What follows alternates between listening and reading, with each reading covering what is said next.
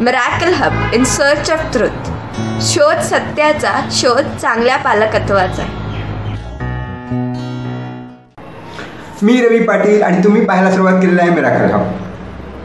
आज आपण मुलांसाठी मानवतामध्ये जीवन कल्याण भाग 2 आजचा जो विषय आहे तो जीवन कल्याणामध्ये आर्थिक प्रगती आणि आर्थिक प्रगतीमध्ये आपलं कम्युनिकेशन स्किल, आपण बोलतो कसे आणि त्यातून आपला स्वभाव कसा घडतो.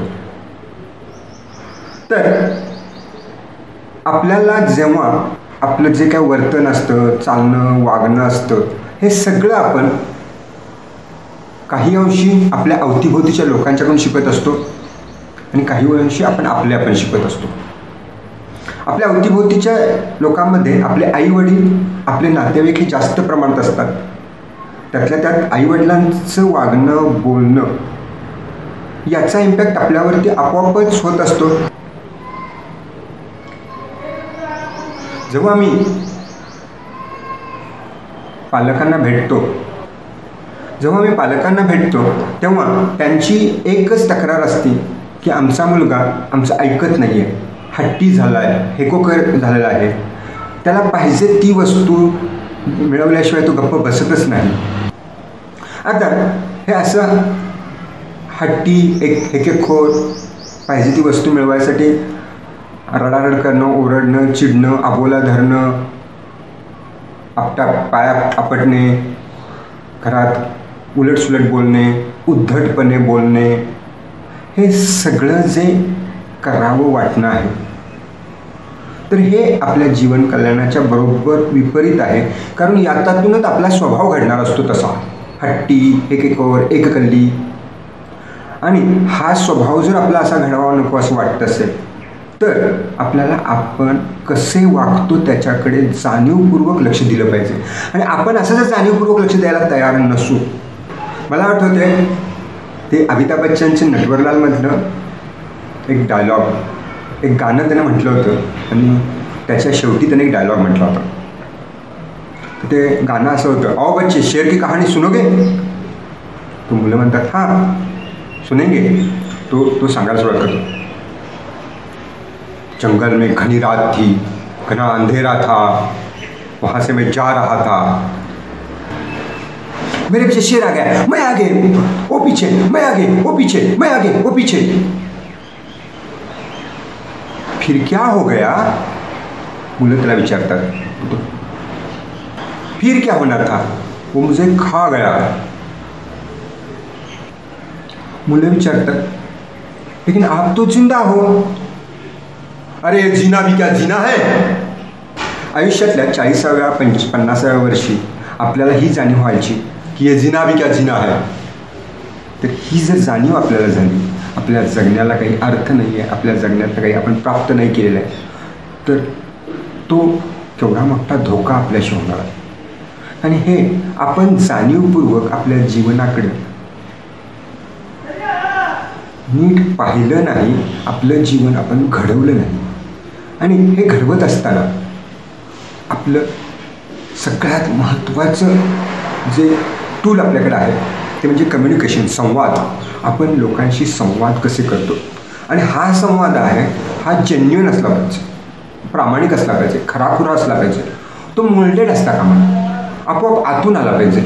आणि आतून ते केव्हा येतो, जेव्हा आपण तसंच बोलत जातो, तसा आपला तो संवाद तसा होतो. आणि मग हे करायचं असेल तर आपल्याला काय करावं लागेल की आपला संवाद आत्ता आहे कसा तो पाहायला पाहिजे आणि तो कसा असायला हवा तो आपल्याला कळला पाहिजे. आणि आज आपण आपली चर्चा याच विषयावर करणार आहोत. आणि मला अपेक्षित जो मुलं आहेत ती 7वी पासूनची वरची सगळी जी मुलं आहेत त्या किशोर आणि तरुण गटाबद्दल मी आज बोलणार आहे, त्यांच्याशी आज बोलणार आहे. तर मित्रांनो, हा जो आपला बोलण्याची आपली जी स्टाईल आहे, तर ती स्टाईल भाव मारण्यासाठी आहे की आपल्या भावना व्यक्त करण्यासाठी आहे, आपलं स्वतःची ओळख व्यक्त करण्यासाठी आहे, हे सगळं आपल्याला समजून घ्यायचं आहे. आपण खूप वेळा भाव मारण्यासाठी एक स्टाईल निर्माण करतो आणि ती स्टाईल निर्माण केली की आपल्याला वाटतं की आपण काहीतरी वेगळे आहोत, आपण बन चुके आहोत आणि मग त्या स्टाईलच्या मोहात आपण पडतो आणि ती स्टाईल आणि तिच्यासोबत आपण वाहत जातो आणि आपल्या हातून महत्त्वाच्या चुका होऊ शकतात. आता त्या चुका काय होतात ते आपण कुलदीपच्या गोष्टीतून समजून घेऊया. कुलदीप हा एक होणहार मुलगा, बबली, पण त्याला त्याच्या आईवडिलांचा अंदाज आला. त्यानं ओळखलं आपल्या आईवडिलांचे सॉफ्ट कॉर्नर काय आहेत, आपल्या आईवडिलांना आपण कंट्रोलमध्ये कसं घेऊ शकतो. आणि मग जसं जसं हे त्याला कळायला लागलं तसं तो त्या ट्रिक्स वापरायला सुरुवात करायला लागला. कुलदीपला कोणतीही गोष्ट पाहिजे असेल असं त्याच्या डोक्यात आलं की त्यानं ठरवलं आहे म्हटल्यानं मग ती गोष्ट मिळालीच पाहिजे. त्याला जर वाटलं की 12 गिअरची सायकल त्याच्या मित्राने घेतली आहे, मला पण पाहिजे, मग तो ती घेतल्याशिवाय गप्प बसणार नाही. तोपर्यंत तो त्याच्या आईला भंडावून सोडणार, बाबांना भंडावून सोडणार, म्हणजे कुणाला सुट्टी नाही देणार की ती गोष्ट त्याला घेतलीच पाहिजे. आता त्यानं सांगतोय, त्याचं ऐकलं तर ठीक आहे, त्याचं जर सांगितलं नाही गेलं तर तो 11 स्थळेपणा करणार, ओरडणार, पाय आपटणार, जे शब्द आईवडिलांना ऐकायला अजिबात आवडणार नाही ते शब्द त्यांना बोलणार. तुम्हाला माझी पर्वा नाही आहे, तुम्हाला किंमत नाही आहे, आणखीन काय वाटेल ते त्याच्या मनात येईल ते शब्द तो बोलून टाकणार.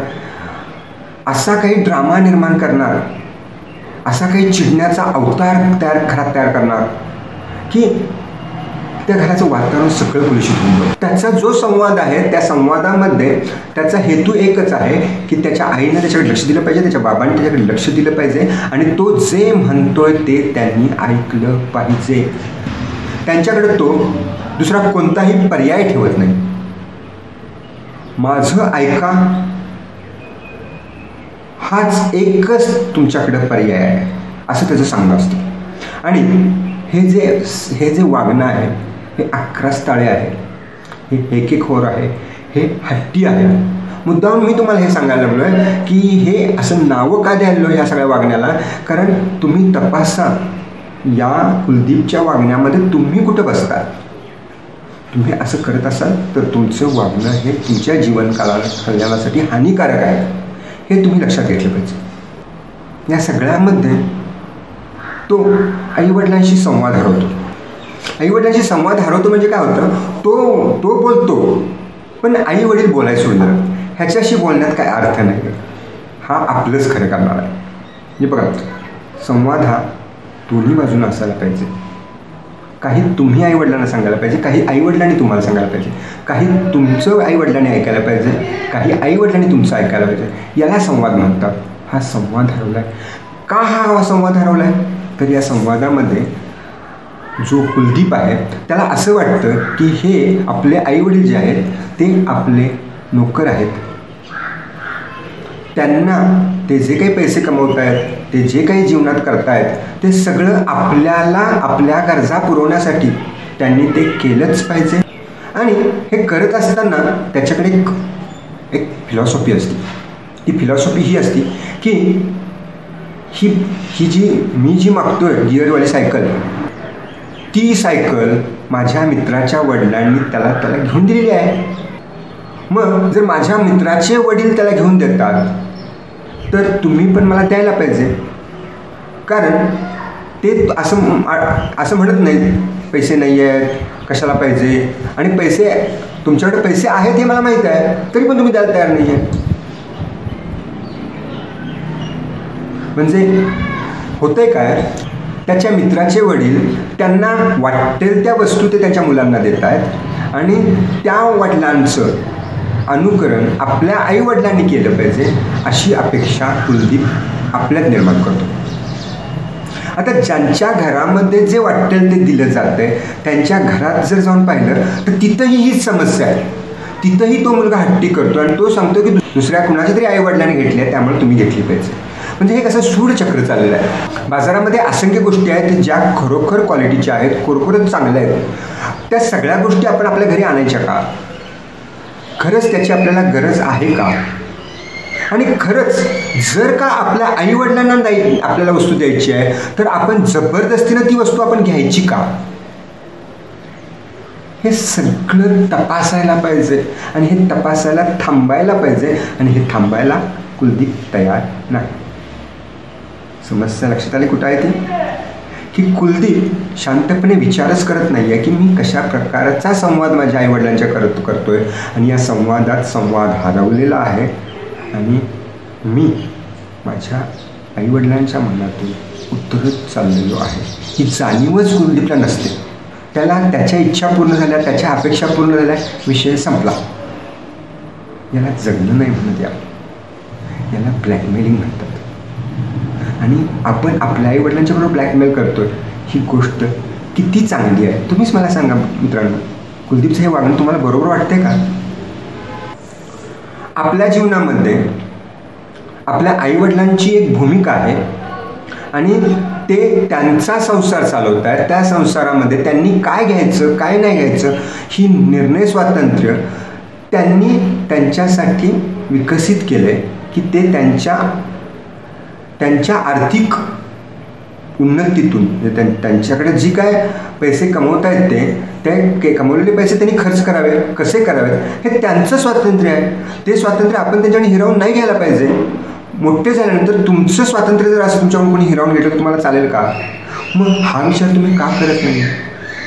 तुम्ही तुमच्या आईवडिलांना मागू शकता, नो डाऊट, मागण्याबद्दल काय वाद नाही आहे. पण द्यायचं की नाही द्यायचं ते त्यांनी ठरवायचं आणि न देण्याचं स्वातंत्र्य त्यांना तुम्ही द्यायला पाहिजे. कारण ते त्यांचे पैसे आहेत आणि त्यांनी ते कसे करायचे ते त्यांनी त्यांनी ठरवायचं आहे. तुमच्या लक्षात येते का हा पॉईंट? कुलदीपला हे कोणतरी जाऊन सांगायला आपल्याला आपल्या जीवन कल्याणामध्ये आपली गुणवत्ता विकसित करायची असेल आणि आपल्या मनामध्ये असंख्य इच्छा आणि अपेक्षा निर्माण होतात आणि ज्या अपेक्षा आहेत त्या दुसऱ्यांनी पुऱ्या करायच्या आहेत, त्या पर्टिक्युलरली आईवडिलांनी पुऱ्या करायच्या आहेत आणि आईवडिलांच्या मनामध्ये तशी इच्छा निर्माण झाली तर त्या पुऱ्या होणार आहेत आणि त्यांच्या मनात तशी इच्छा निर्माण झाली तर त्यांना नाही पूर्ण होणार आहेत. हे जीवन कल्याणाचं सूत्र आपल्याला माहीत पाहिजे आणि हे सूत्र आपल्याला माहीत नसल्यामुळं आपल्याला असं वाटतं की आपण केली इच्छा की पूर्ण करायलाच पाहिजे. आपण अपेक्षा केली की आईवडिलांनी पूर्ण करायलाच पाहिजे. तर जीवन कल्याणाचं सूत्र काय सांगतं की आपण काही त्याच्याबद्दलची अपेक्षा निर्माण केली तर ती अपेक्षा तो पूर्ण करेलही अथवा नाही करेलही. तो नाही करेल हे स्वीकारण्याची शक्ती आपल्याकडं असली पाहिजे आणि ती शक्ती आपण निर्माण करणं यात आपलं जीवन कल्याण लागतं. आता समजा जर का आपल्याला काही गोष्टी आपल्या आईवडील नाहीच देणार आहेत हे लक्षात आलं तर काय करायचं? अशा वेळी काय करायचं? तर अशा वेळी आयुष्यामध्ये स्वतःला इंडिपेंडंट करायचं असतं. म्हणजे कुणावर अवलंबून राहायचं नाही आहे. आणि हे इंडिपेंडंट करण्याची प्रक्रिया ही लहानपणापासून आपल्यात निर्माण झाली पाहिजे.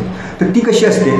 तर जेव्हा एखादी वस्तू आपल्या आईवडील आपल्याला द्यायला तयार नसतात तेव्हा आपल्यामध्ये आपण इंडिपेंडंट होण्याची प्रक्रिया चालू करायला पाहिजे. म्हणजे आपण स्वतःला सांगायला पाहिजे ओके मला ही वस्तू पाहिजे आहे, माझे आईवडील देऊ शकत नाही आहेत किंवा द्यायला तयार नाही आहेत, तर मी माझी ही इच्छा माझ्या मनात दृढ करून ठेवेन. जेव्हा मी पैसे कमवायला लागेन तेव्हा मी पहिली गोष्ट काय करेन तर पहिली गोष्ट मी ही वस्तू खरेदी करेन. म्हणजे अशी एक लिस्ट आपण तयार करायला सुरुवात करायची की मला ही वस्तू पाहिजे, मला कार पाहिजे, मला मोबाईल पाहिजे, मला बाईक पाहिजे, काही तुम्हाला काही पाहिजे वाटतंय ना की लिस्ट तयार करत जाऊ. आणि ही लिस्ट तयार करायला लागलो आपण की त्याच्यापुढे कॉस्ट पण टाकत जाऊ. म्हणजे काय होईल की एवढे पैसे आपल्याला कमवल्यानंतर आपण या वस्तू घेऊ शकतो आणि मग त्या वस्तू कमवायसाठी आपल्याला तेवढे पैसे कमवावे लागतील आणि ते पैसे कमवायचे असतील तर पैसे कमवण्याचं स्किल आपल्याला प्राप्त करावं लागेल. ही जाणीव आपल्यात निर्माण होईल आणि मग आपण आपल्या स्किलच्या इम्प्रूव्हमेंटच्या मागे लागू. बघा, म्हणजे वस्तू पाहिजे आहेत त्या प्राप्त करायच्या आहेत, त्या मिळवायच्या आहेत, त्या मिळवायसाठी पैसे कमवायला पाहिजेत, ते कमवायचे असेल तर आपल्याला स्किल तयार करायला पाहिजे. हा आतनंच आपला आवाज आपल्याला सांगेल आणि आपण आपले स्किल इम्प्रूव्ह करायला लागू आणि आपण आपल्या रोजच्या अभ्यासामध्ये जरा जास्तीचं लक्ष घालू, कारण तोच एक रस्ता आहे स्किल इम्प्रूव्ह करायचा आजच्या वेळेला. आणि या रस्त्याने जर आपण आपलं स्किल इम्प्रूव्ह करत गेलो तर आपल्याला नक्कीच भरपूर पैसे कमवता येणार आहेत. तेव्हा स्वतःला इंडिपेंडंट करायची सुरुवात ही लहानपणापासून झाली पाहिजे. ती या विचारातून आपल्या आईवडिलांनी जी वस्तू नाही दिलेली आहे ती आपल्या लिस्टमध्ये टाकायची, तिची अमाऊंट टाकायची आणि ओके मी ही एक दिवस घेईन. इथं कुलदीपला ती वस्तू आत्ता हवी आहे, त्याला त्याच्यासाठी काही कष्ट करायचं नाही आहे, त्याला फक्त एवढंच करायचं आहे, त्याच्या आईवडिलांचा नकार हा होकारात रूपांतरित करायचा आहे, येणं केनं प्रकार. That's it. याच्यापेक्षा बघा, आपल्याला स्वतंत्र होण्याची वृत्ती निर्माण करणं आणि आपल्यामध्ये एक जिगर निर्माण करणं, एक इच्छाशक्ती निर्माण करणं की आणि त्या इच्छाशक्तीचा वापर आपल्या स्वतःच्या इम्प्रूव्हमेंट, आपल्या स्वतःच्या सुधारण्यासाठी करणं, ही संधी कुलदीप तिथं नाकारतो. याच्याकडे थोडं लक्ष द्या, काय चुकतंय.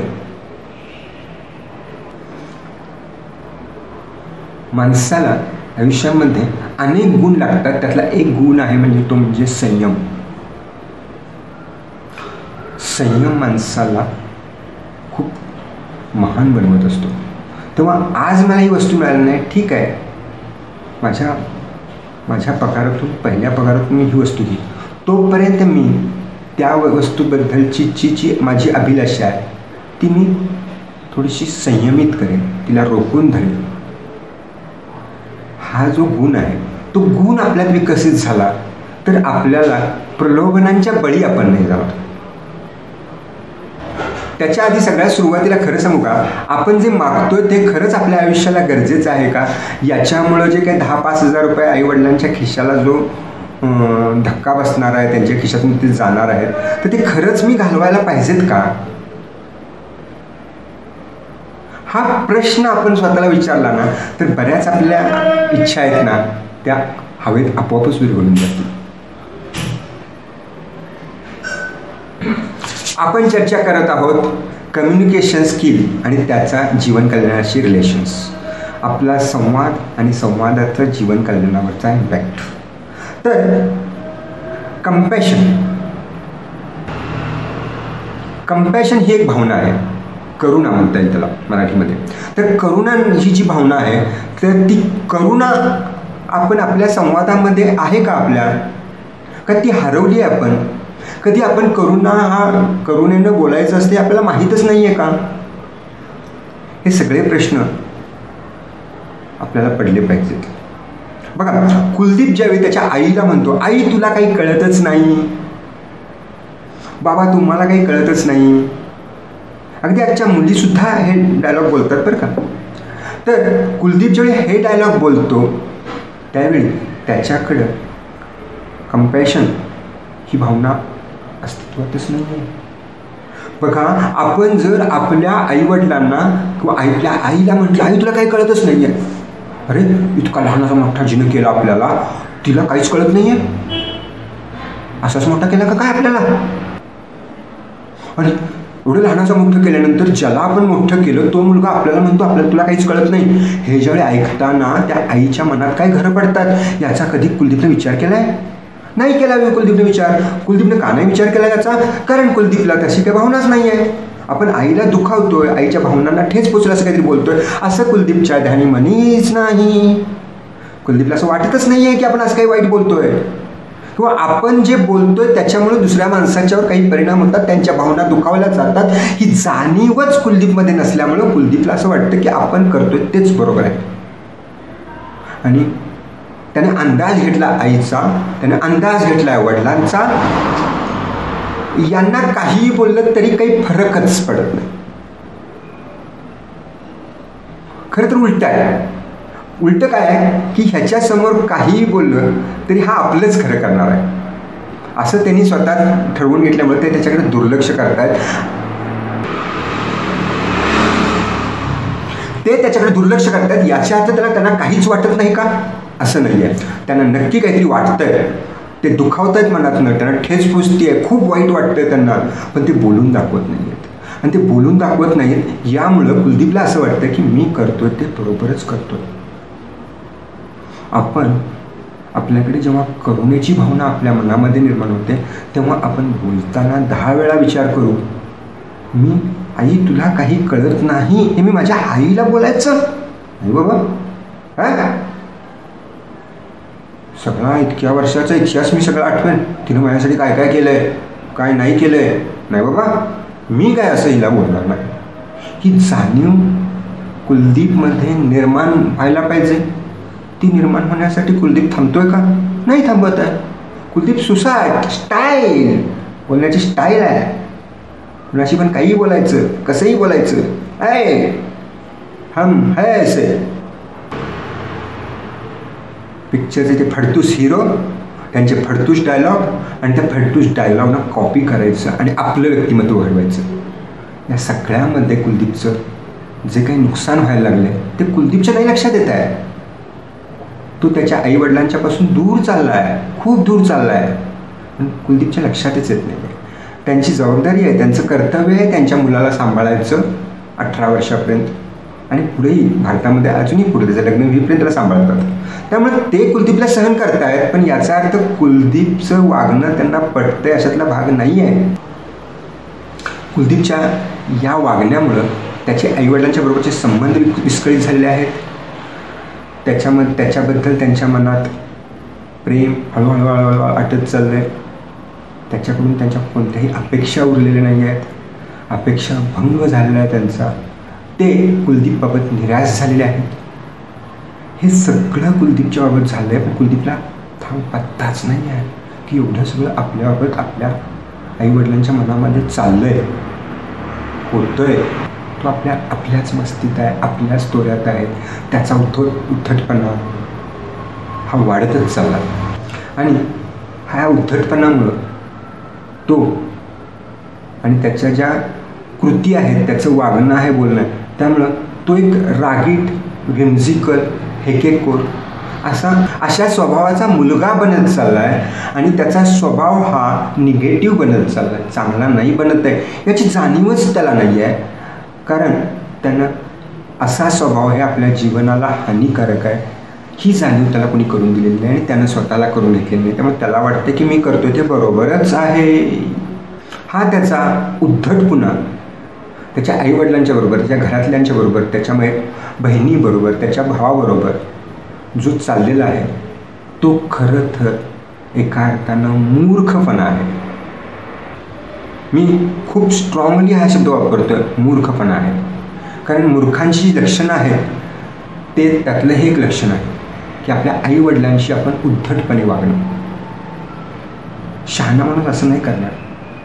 पण कुलदीपला हेच शहाणपण वाटतं आणि मग तो तसाच त्या स्वभावात घडलेला कुलदीप बाहेरच्या समाजात येतो.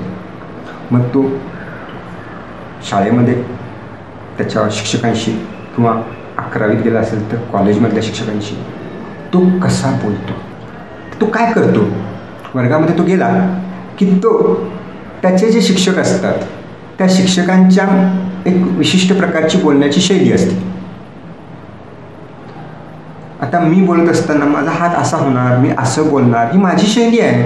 तशीच त्या शिक्षकांची, आता बघा असं तशीच त्या शिक्षकांची, हे जे मी करतो ही एक माझी शैली आहे. तर अशी प्रत्येकाची काही ना काहीतरी वेगळी शैली असणार. बघा अशी प्रत्येकाची काही ना काहीतरी वेगळी शैली असणार. ही जशी माझी शैली आहे तशी त्या शिक्षकांची काहीतरी शैली असते. मग तो या सगळ्या शैलीला कॉपी करतो, मिमिक्री करतो त्यांची. आणि सर समोर नसतील तर वर्गामधल्या मुलांच्या समोर ती मिमिक्री करून दाखवतो.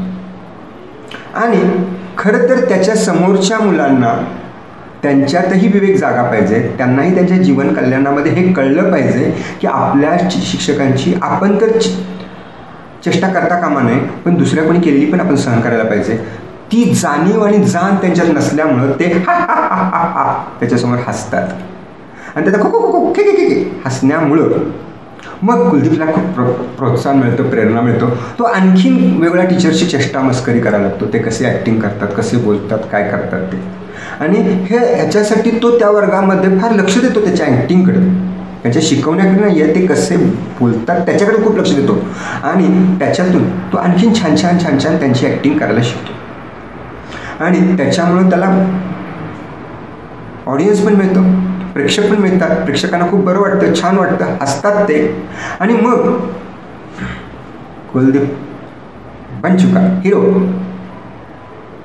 एक आपल्या टीचरची, आपल्या शिक्षकांची, आपल्या प्राध्यापकांची चेष्टा करणारा मुलगा, जो खऱ्या अर्थानं खलनायक आहे, तो स्वतःला हिरो समजायला लागतो.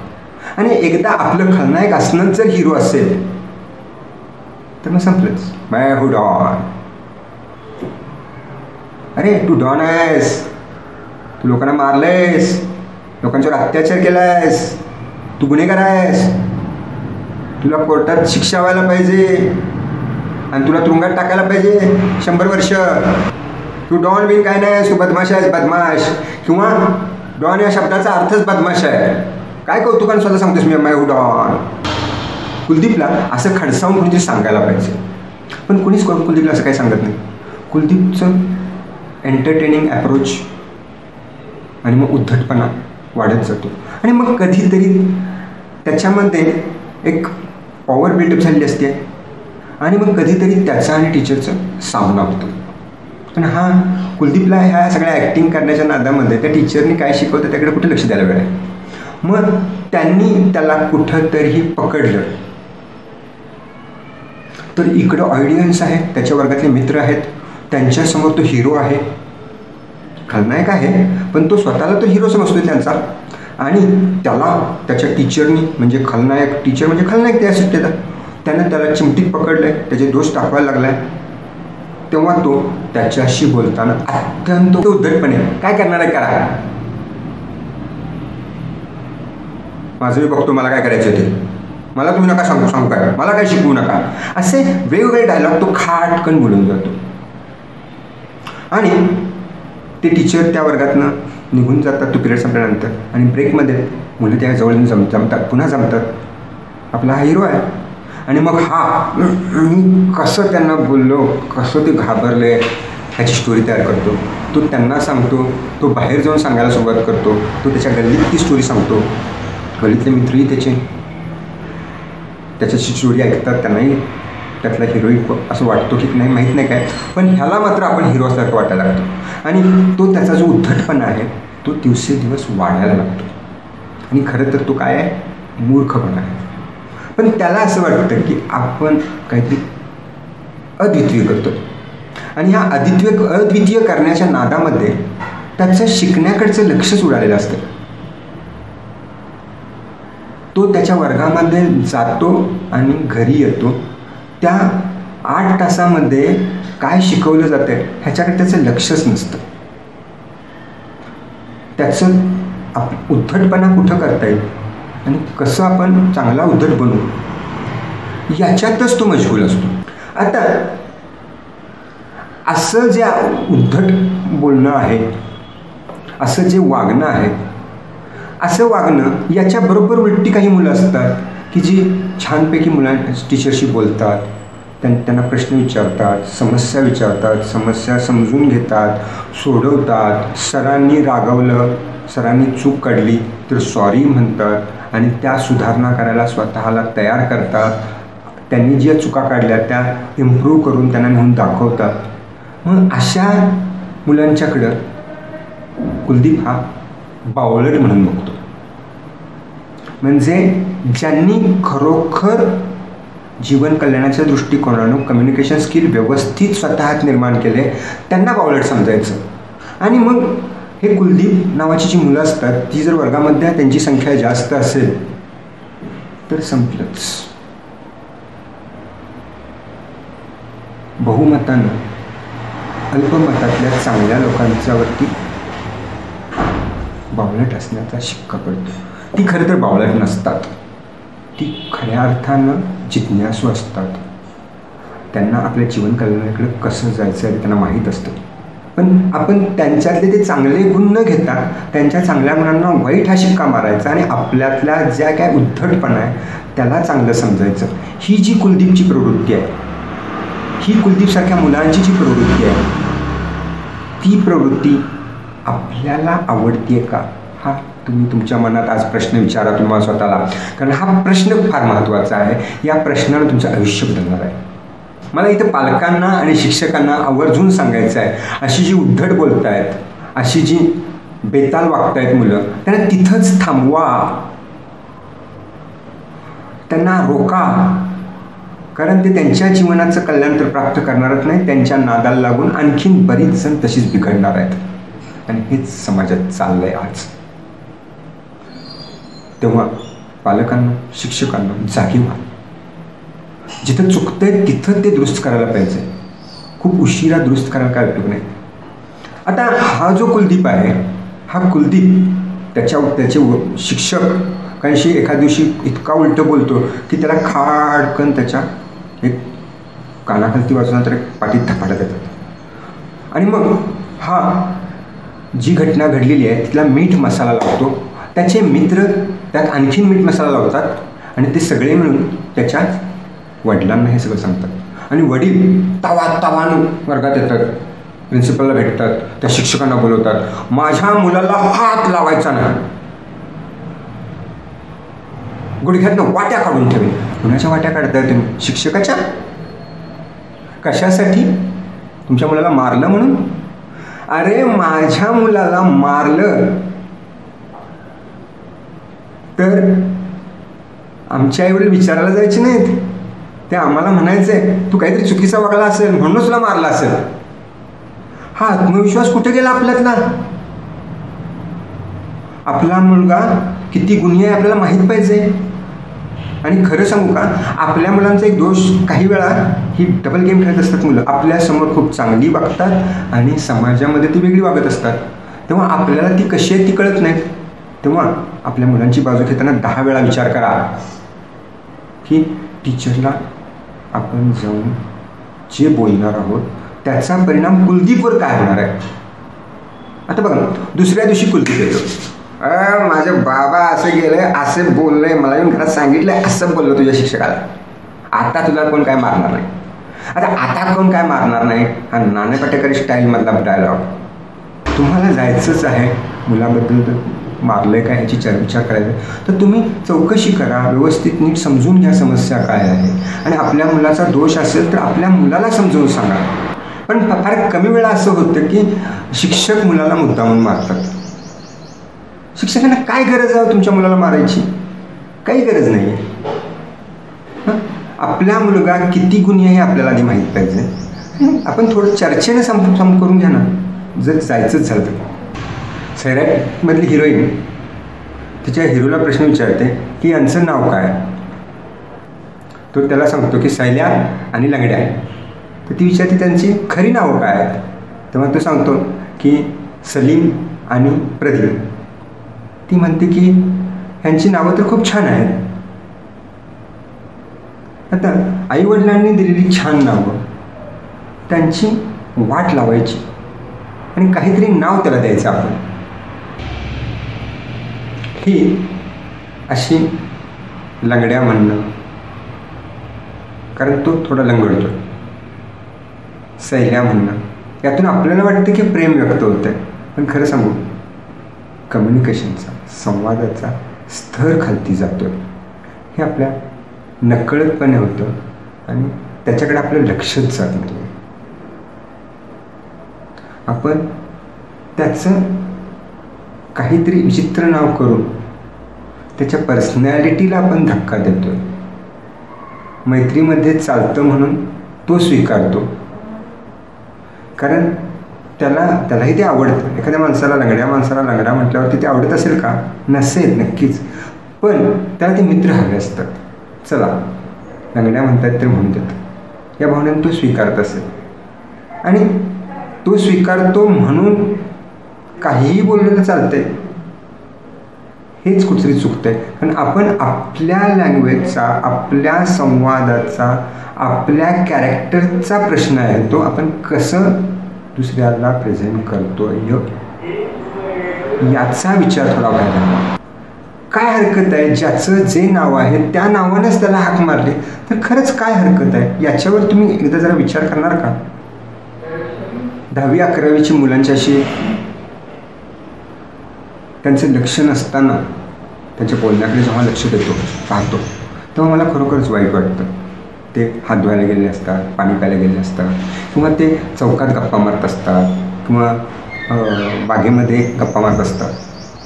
तेव्हा सहज मी त्यांच्या शेजारी आसपास असतो आणि मला त्यांचे जे डायलॉग ऐकायला मिळतो त्यामुळे माझं मन खूप दुःखी होतं, खूप वाईट वाटतं.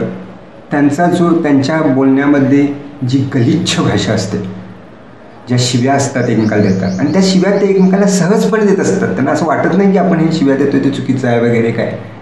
त्यांना असं वाटतं की सहजपणे ते त्यांच्या एकमेकाच्या वडिलांच्या नावाने एकमेकाला हाका मारत असतात आणि टाळे देत असतात, हसत असतात. ह्या सगळ्यामध्ये त्यांना असं वाटतं की आपला हा जो संवाद आहे हाच चांगला आहे. तर ह्या संवादाचा जो स्तर त्यांनी निर्माण केलेला आहे, तो जो स्तर आहे तो खरंच नाही चांगला आहे. मी जेव्हा अशा मुलांच्या बरोबर बोललो आणि मी त्यांना समजावून सांगायचा प्रयत्न केला की असं आईवरनं बोलणं, वडिलांच्यावरनं बोलणं, किंवा घाणेरड्या शिव्या देणं एकमेकाला, आणि एखाद्या कुत्र्याशी बोलावं तसं एकमेकाला हाका मारून बोलणं, याला जे तुम्ही प्रेम समजताय तर हे असं करू नका, आणि असं करण्यात काही अर्थ नाही आहे. तर माझ्या लक्षात आलं की त्या संवादानंतरसुद्धा पुन्हा जेव्हा मला ती मुलं भेटली तेव्हा ती तशीच एकमेकाशी बोलताना दिसली मला. कारण ते त्यांच्या स्वभावात आत जाऊन बसलेलं आहे. त्यांच्या बोलण्याच्या बोलीभाषेमध्ये त्यांना त्याच्यातून ते बाहेर पडू शकत नाहीत, इतकं ते त्यांचं सरावाचं होऊन गेलं आहे. आणि माझं जे ऑब्जेक्शन आहे ते हेच आहे की आपण ज्या पद्धतीनं आपल्या मित्रांच्या बरोबर बोलण्याची भाषा निवडतो त्या गलिच्छ भाषेला आपण मैत्रीचा संवाद समजतो. तिथून आपण आपलं व्यक्तिमत्व घडवत असतो. आपण मूळचा स्वभाव जो असतो माणसाचा, मूळ बोलण्याची जी पद्धत असते ती ही लहानपणापासून घडत आलेली असते. आणि मग असं आपलं जर बोलणं असेल तर विषय संपला. खूप वेळा काय होतं की तुम्ही मुलं तुमच्या मित्रांच्या बरोबर या भाषेत बोलत असता आणि तुमच्या आईवडिलांच्या बरोबर वेगळ्या भाषेत बोलत असता. अगदी नम्र, व्यवस्थित, चांगले शब्द, म्हणजे तुमच्यामध्ये 2 पर्सनॅलिटी असतात. एक आईवडिलांशी बोलायची एक पर्सनॅलिटी आणि एक मित्रांशी बोलायची पर्सनॅलिटी. आणि जी तुमच्या मित्रांच्या बरोबरची पर्सनॅलिटी आहे त्यात हा उद्धटपणा हा शिकोशिक पोचलेला असतो. त्या मित्राला काय वाटेल, त्याला दुखावेल का काय, काही नाही, त्याची चेष्टा करताना कोणत्याही लेवलला जायचं, काहीही बोलायचं. करुणा हा भाव हरवलेला आहे. कम्युनिकेशनमधला महत्त्वाचा जो भाव आहे तो करुणा भाव संपूर्णपणे नष्ट झालेला आहे. आणि मग या संपूर्णपणे नष्ट झालेल्या करुणा भावामध्ये हा जो रावडी कुलदीप आहे तो आपल्या मुलांशी त्याच पद्धतीनं बोलतोय, विचित्र बोलतोय, त्यांच्याशी शिव्या घालतोय, त्यांना कमी लेखतोय, त्यांच्या चुका काढतोय, ते कसे बावलट आहेत, ते कसे मूर्ख आहेत हे त्यांना सांगतोय. आणि त्याला असं वाटतं की त्याची मैत्री फार मजबूत तो करायला लागलेला आहे. खरं सांगू का, आपण आपलं व्यक्तिमत्व घडवायला लागलो. आपण कशा स्वरूपाचे व्यक्ती आहोत ते आपलं जे मूळ स्वरूप आहे ते हे आहे आपलं, बरोबर आहे की नाही? आता हे जे आपलं मूळ स्वरूप आहे, जे आपल्या आईवडिलांना माहीत नाही आहे, आपल्या शिक्षकांना माहीत नाही आहे, आणि आपण ते निर्माण करायला लागलो, ते आपल्या आत निर्माण होत चाललेलं आहे आणि ते आपल्याला पुढे जाऊन त्रास देणार आहे. कल्पना करा, 10-20 वर्षानंतर तुम्ही एका मल्टीनॅशनल कंपनीमध्ये एका मोठ्या पोस्टवर जॉब करत आहात. इथं तुम्हाला डील करायचं आहे ते तुमच्यापेक्षा वयानं मोठ्या असणाऱ्या काही लोकांशी, तुम्हाला डील करायचं आहे तुमच्या वयाच्या काही लोकांशी, तुम्हाला डील करायचं आहे तुमच्यापेक्षा वयानं लहान असलेल्या काही लोकांशी, आणि तुम्हाला डील करायचं आहे स्त्रियांशी. मला लक्षात तुमची जी टीम आहे ह्या सगळ्यांशी मिळून तुमची टीम आहे. आणि मग अशामध्ये तुम्ही त्यांच्याशी बोलत असताना आपोआपच मी जे तुम्हाला म्हणतोय ना प्रोफेशनल स्किल, बोलण्याचं जे कम्युनिकेशन आहे ते तुमचं खूप छान कराल. तुम्ही त्यांच्याशी एकदम पोलाइटली, व्यवस्थितली, डिसेंटली, छानपैकी त्यांच्याशी बोलाल, कम्युनिकेट छान कराल, कामात तुम्ही एकमेकांच्या बरोबर शेअर व्यवस्थित कराल. पण ते जे आहे ते तुमचा मूळ स्वभाव नाही आहे, ते तुम्ही ट्रेन करून घेतलेलं आहे प्रोफेशनली. त्या प्रोफेशनसाठी आवश्यक असणाऱ्या स्किलमध्ये कोणती स्किल पाहिजे ती तुम्ही ट्रेन करून घेतली आहेत. आणि तो जो लहानपणी तुमचा जो मित्र होता, ज्याला तुम्ही बावलट म्हटला होता, त्याच्यामध्ये त्याने ते स्किल लहानपणापासूनच स्वतःत विकसित करतो. आता बघा, त्याला वेगळं ट्रेनिंग घ्यावं लागत नाही, त्याला ट्रेन करावं लागत नाही स्वतःला. तो जे बोलतो तेच प्रोफेशनल असतं, कारण त्याला माहीत असतं जीवन कल्याणाला मला अशा पद्धतीनं बोलणं गरजेचं आहे. त्याला लहानपणीच कळालं आहे आणि म्हणून तो त्याचं ट्रेनिंग लहानपणापासूनच करत आला आहे स्वतःला. तो स्वतःला उद्धट, आणखीन मगाशी म्हटलं आहे मूर्खपणानं बोलणं, ही स्वतःची कॅरेक्टर त्यानं नाही निर्माण केलेली आहे. आणि त्यामुळं आता त्याला वेगळं काही करायचं नाही, तुम्हाला मात्र वेगळं करावं लागतं. म्हणजे तुमच्या वडिलांशी बोलताना जसं तुम्हाला वेगळं बोलावं लागतं, तुमचं ओरिजिनल जसं बोलतात तसं नाही बोलता येत तुम्हाला तुमच्या वडिलांशी. हे जसं तुम्हाला डबल इमेज तुमच्यात तयार झालेली आहे लहानपणी आत्ता आहे, तशीच ती डबल इमेज तुमच्या अवतीभोवतीच्या तुमच्या व्यवहारामधल्या असंख्य लोकांच्या बरोबर तुम्हाला निर्माण करावी लागते. म्हणजे तुमचं ओरिजिनल तुम्ही दबून टाकता, चिरडून टाकता. आणि ज्या ओरिजिन जे तुमचा मूळ स्वभाव जो आहे, तो जो करप्ट आहे, तो उद्धट आहे, त्याला दाबावं लागणं आणि खोटं चांगलं बोलावं लागणं, या सगळ्यामध्ये तुमचं व्यक्तिमत्व तुम्ही हरवत आहात हे तुमच्या त्यावेळी लक्षात येतं. तो मुखवटा आहे ना, त्या मुखवट्यासहित जगावं लागतं तुम्हाला सतत आयुष्यभर. आणि एखाद्या दिवशी समजा एखादी ठिणगी पडली आणि तुम्हाला कोणीतरी चिडवलं, तुमच्या वर्गामध्ये तुमचा सगळा स्टाफ बसलेला आहे आणि अचानक तुम्हाला कोणीतरी चिडवलं आणि तुम्हाला राग आला, रागाच्या भरामध्ये तुमचं ओरिजिनल स्वरूप बाहेर येतं. तुमच्या तोंडून त्या घाणेरड्या गलिच्छ शिव्या, गलिच्छ शब्द सगळे त्यावेळी बाहेर येतात आणि एकदम तुमच्या भोवतीच्या लोकांना शॉक बसतो. आणि हाच का तो आपला कुलदीप?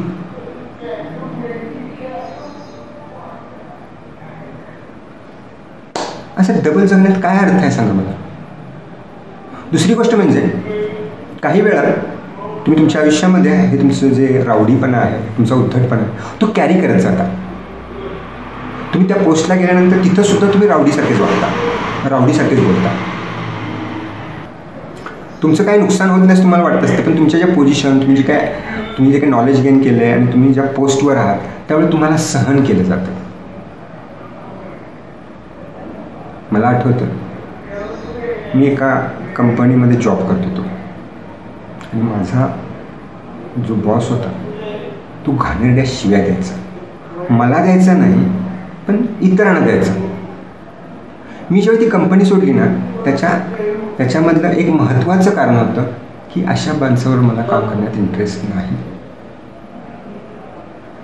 लक्षात येते का? तुम्हाला इग्नोर केलं जातं. तुमच्याशी ते जितकं आवश्यक आहे तेवढंच कम्युनिकेशन करतात, नाहीतर ते तुमच्यापासून लांब राहणं पसंत करतात. आणि खरे एक कलीग म्हणून तुमच्यात एक चांगलं रिलेशन डेव्हलप व्हायला पाहिजे, ते डेव्हलप होतच नाही. ते तुमच्याबद्दल तुमच्या या रावडी बोलण्यामुळं आत्म दुखावलेले असतात. माणसं आत्म दुखावतात, ती समोर येऊन सांगत नाहीत. हे तुमच्या उद्धट असण्याचं खरं दुःख आहे. तुम्ही उद्धटपणे वागता, तुमच्या उद्धट वागण्याबद्दल त्या व्यक्ती तुम्हाला स्पष्ट सांगत नाहीत, त्यामुळे तुम्ही वागत राहता.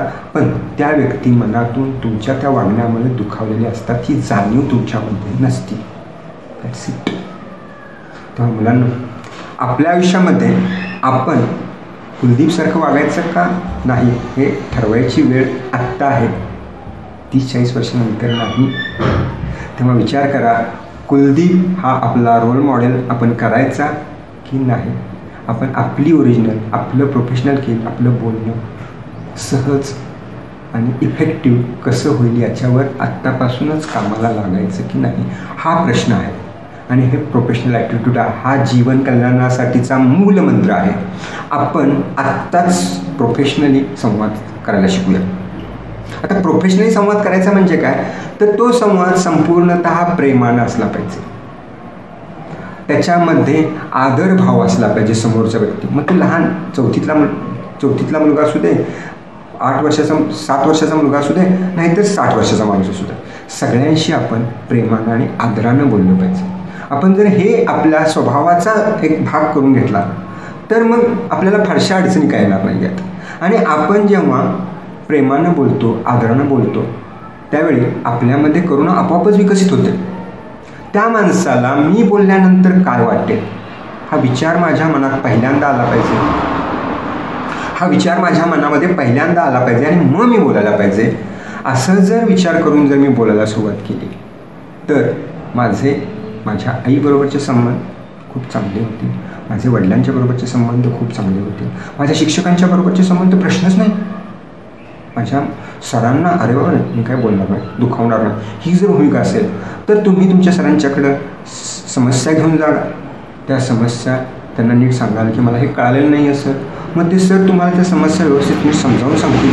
तुमचा संवाद चांगला असल्यामुळे तुमचे शिक्षक तुमच्या समस्या सोडवण्यासाठी तुम्हाला मदत करतील आणि तुमच्या त्या समस्या व्यवस्थित तुम्हाला समजल्यात की नाहीत हे जाणून घेण्यामध्ये त्यांचा इंटरेस्ट वाढेल. यामुळं काय होतं, शिकणं आणि शिकवणं ही पद्धत एनहान्स होती. एखादा मुलगा क्युरियस आहे, एखादा मुलगा प्रश्न विचारतो, एखादा मुलगा आपल्याशी रिस्पेक्टनं बोलतो, तर तो टीचर त्याच्याबरोबर वागताना बोलताना तेवढ्याच प्रेमानं त्याला नवीन काही शिकवण्यामध्ये त्याला आणखीन इंटरेस्ट होतो. असा इंटरेस्ट जर त्या शिक्षकामध्ये डेव्हलप झाला आणि त्याने तुम्हाला एक्स्ट्राचं काहीतरी जादा द्यायला सुरुवात केली तर बघा तुमची स्किल वाढतील की नाही वाढतील. म्हणून शिकणं आणि शिकवणं या प्रक्रियेमध्ये शिक्षक हा फार महत्त्वाचा दुवा आहे आणि त्या शिक्षकाशी तुम्ही कसे कम्युनिकेट करणार आहात ते फार महत्त्वाचं आहे. त्याच्याशी जर तुमचा संवाद छान असेल तर तुमच्याकडं इन्फॉर्मेशन वेगानं येईल, ज्ञान वेगानं येईल आणि त्या ज्ञानाची जी काही मजबूती तुमच्यात होईल त्याच्यामुळे तुमचं स्किल चांगलं डेव्हलप होईल, तुमचं पोटेन्शियल चांगलं डेव्हलप होईल आणि तुम्ही चांगला व्यवसाय करू शकाल, चांगली नोकरी करू शकाल आणि सगळ्यात महत्त्वाचं आहे ते चांगले पैसे कमवू शकाल. तेव्हा बघा तुम्ही तुमच्या शिक्षकांशी कसं रिलेशन ठेवताय त्याचं किती महत्त्वाचं आहे आपल्या जीवनामध्ये आणि त्याला आपण फारशी किंमत द्यायला तयारच नाही. माझ्या दृष्टीनं नीट न शिकवणारा शिक्षक त्याच्याशीही तुम्ही जर चांगले रिलेशन ठेवले तर तुम्ही त्याच्याबरोबर प्रेम करायला लागल्यामुळं, त्यांच्याबरोबर आदरानं वागायला लागल्यामुळं तो जसं शिकवतोय ते नाही आहे चांगलं पण तरीसुद्धा ते जास्त चांगलं समजायला लागेल तुम्हाला. तुम्ही एखाद्या व्यक्तीचा तिरस्कार करत असेल आणि ती व्यक्ती तुम्हाला काहीतरी सांगत असेल, पहिले तुमचे कान बंद झाले असतात, तुमचे डोळे तुम्ही बंद केलेले असतात, तुमचे सगळे सेन्सेस त्याच्यापासून तुम्ही लांब घेऊन गेलेले असतात. पण त्याच्याविरुद्ध ठीक आहे त्यांना नाही शिकवत आहे पण यावर्षी मला हा शिक्षकांच्याकडे हा विषय समजून घ्यायचा आहे. मग मी जर त्यांच्याकडे लक्ष देऊन ऐकायला लागलो, त्यांना प्रश्न विचारायला लागलो किंवा ते शिकवत असताना मी मान हलवून त्यांना रिस्पॉन्स द्यायला लागलो तर हळूहळू ते जसं शिकवत आहेत तेही आम्हाला समजायला लागेल. येते लक्षात. आणि ते स्किल जे आहे ते खूप महत्त्वाचं आहे. मला आठवतं आहे मी 11वीमध्ये असताना एक फिजिक्सचे सर अजिबात शिकवायचे नाहीत आणि पहिली टेस्ट झाली आणि मला मार्क कमी पडले. माझ्या वर्गातल्या कुंभार नावाच्या मुलाला मी जाऊन विचारलं की तुला कसे काही या टेस्टमध्ये चांगले मार्क मिळवले. तो म्हटला रवी माझी परिस्थिती गरीब आहे त्यामुळं मला काय ट्युशन लावणं शक्य नाही आहे, त्यामुळे मी या शिक्षकांच्याकडेच ते जे शिकवतात तेच मला एकच पर्याय की त्यांच्याकडे समजून घ्यायचं.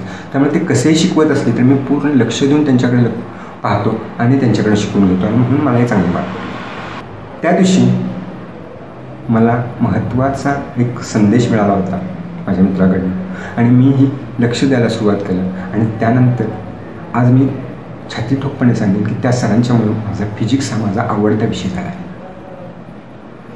म्हणजे बघा की आपण कसे सरांच्याकडे बघतो त्याच्यावर सगळं अवलंबून आहे. आपण त्यांच्यातले दोष चुका काढत बसलो तर त्यांना काही आपला फायदा होणार नाही. दोष चुका प्रत्येकात असतात, पण ते काय शिकवतात त्या शिकवण्याकडे आपण लक्ष दिलं तर काही ना काहीतरी आपल्याकडे आज जाणार आहे. तर ही भूमिका ठेवा. कम्युनिकेशन याला म्हणतात. तर तुम्ही या पद्धतीने शिक्षकांशी जर कम्युनिकेट करत राहाल तर फंटॅस्टिकच होणार आहे. आणि मग पुढचा टप्पा येतो तो म्हणजे तुमचे मित्र. आता मगाशी बघितलं कुलदीप आणि कुलदीपचे मित्र आणि त्यांचं रावडी बोलणं, या सगळ्यामध्ये फार पेरिश होत जातं. त्यांचे विषय काय असतात, त्यांच्या चर्चा काय असतात, त्यांना काही अर्थ नसतो. त्यांनी त्यांच्या जीवनामध्ये काही फारसं काही बदलणार नसतो. पण आपण शिकायला ज्या एकत्रित येतोय तिथं आपला एक पिअर ग्रुप होतो आणि पिअर ग्रुप म्हणून आपण सगळ्यांनी एकत्र आलं पाहिजे. आपण 14-15 जणांचा ग्रुप केला पाहिजे आणि आपण जे आजच्या पिरियडमध्ये शिकवलं आहे, आपल्याला ऑफ पिरियड मिळाला, आपल्याला ब्रेक मिळाला, आपल्याला संध्याकाळी आपण कुठे एकत्र येत असू तर आपण जे शिकवलं गेलं त्याच्याबद्दल चर्चा करू शकलो. मला हे कळलं, तुला काय कळलं, तुला काय नाही कळलं, अशी जर चर्चा आपण करू शकलो आणि आपण एकमेकाला, मला कसं असतं काही गोष्टी एकाला पटकन समजतात, दुसऱ्याला उशिरा समजतात. ज्याला पटकन समजल्याची गोष्ट ती त्यानं याला सांगायचं, काही गोष्टी याला चांगल्या समजतात ते यानं ती याला सांगायचे. असं जर तुमच्या ग्रुपमध्ये एकमेकांचं डिस्कशन केलं आणि तुम्ही तुमच्या अभ्यासामधल्या गोष्टींच्यावरती भरपूर चर्चा केलीत आणि ही चर्चा करताना तुम्ही एकमेकांची स्किल्स डेव्हलप करू शकलात तर ती खरी मैत्री आहे. आणि मी तुम्हाला सांगतो, अशी जी खरी मैत्री असती ना, अशा पद्धतीनं जी डेव्हलप झाली असते, यामध्ये आपण एकमेकाला मदत करतोय, एकमेकाला काहीतरी सांगतोय आणि या गप्पामध्ये मग 1-1 रुपया गोळा केला जातो, 5 रुपयाची भेळ आणली जाते आणि ती 5 रुपयाची भेळ सगळ्यांनी म्हणून खायची असती. पैशाला पण किंमत नसती, 5 रुपयाची भेळ असती पण त्यात मजा असते. तो जो हे आहे त्यात खूप मजा असते. 250 रुपयाचा पिझ्झा खाण्यामध्ये जी मजा नाही आहे ती त्या 1-1 रुपया गोळा करून 5 रुपयाच्या भेळमध्ये आहे. आणि का तर ते नातंच असतं एकमेकाचं, मैत्रीचं, प्रेमाचं, जिव्हाळ्याचं, एकमेकाला सपोर्ट करण्याचं. तर अशी काहीतरी आपल्या जीवन कल्याणाला उपयोगी पडणारी मैत्री आपण मित्रांच्यात निर्माण केली पाहिजे आणि असेच मित्र आपल्या अवतीभोवती गोळा केले पाहिजेत. तुम्हाला इतकंच सांगतो की हे जे तुमचे शाळेतले मित्र आहेत हेच तुम्हाला आयुष्यभर पुरणार आहे. कारण का माहीत आहे का की नंतरचे जे मित्र येतात, आपण जॉब करायला लागतो, ते प्रोफेशनल असतात, त्यांचा काहीतरी लाभाचा हेतू असतो. आपल्यासोबत असलेले त्यांचे रिलेशन्स हे एक सामाजिक स्तरावर असतात, त्या स्तराच्या भीतीपोटी कधी असतात किंवा काहीतरी लाभ मिळवायचा हेतू नसतात. ते निरपेक्ष नसतात. पण ही शाळेतली जी मित्रांच्या बरोबरची मैत्री असते ती निरपेक्ष असते. आणि तिथं तुम्ही गुंतवणूक काय केली आहे, तिथं तुम्ही एकमेकाशी उद्धटपणे वागलाय, एकमेकाला शिव्या घातल्यात, एकमेकाशी वाईट बोललाय, एकमेकाची चेष्टा केली आहे, ही सगळी तुमची मैत्री असेल तर आउटपुट काय त्याचं आपल्या जीवन करायला फायदा काय.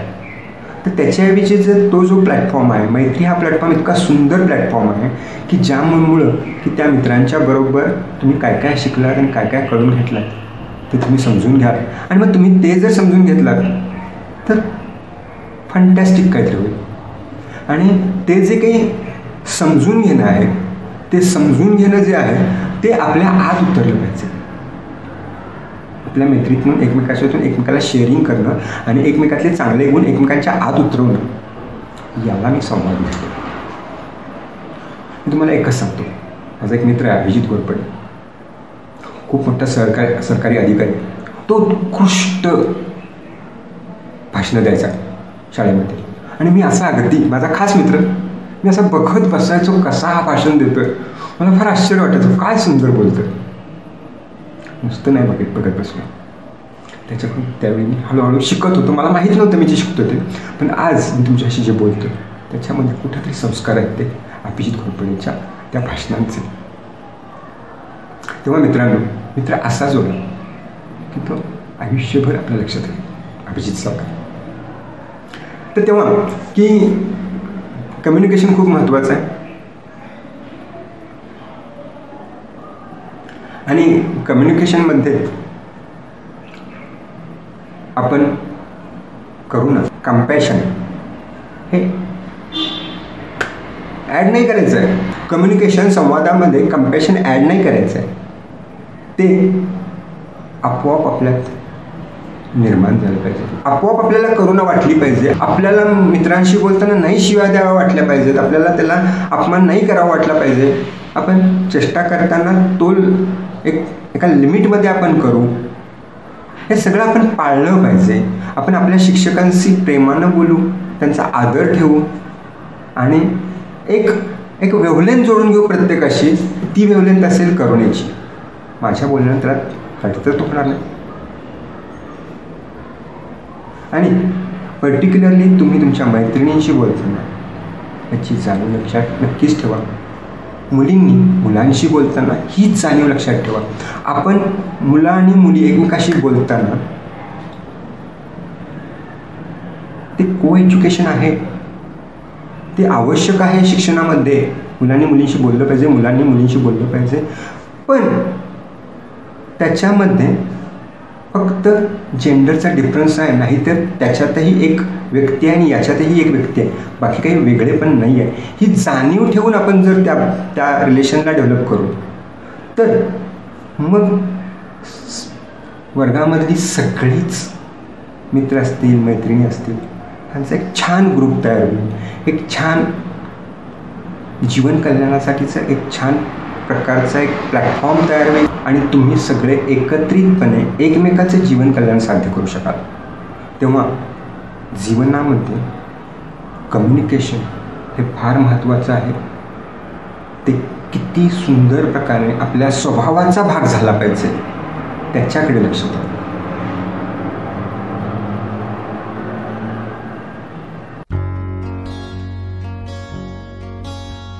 मिरॅकल हबला सबस्क्राईब केलं का? नाही केलं? करून टाका.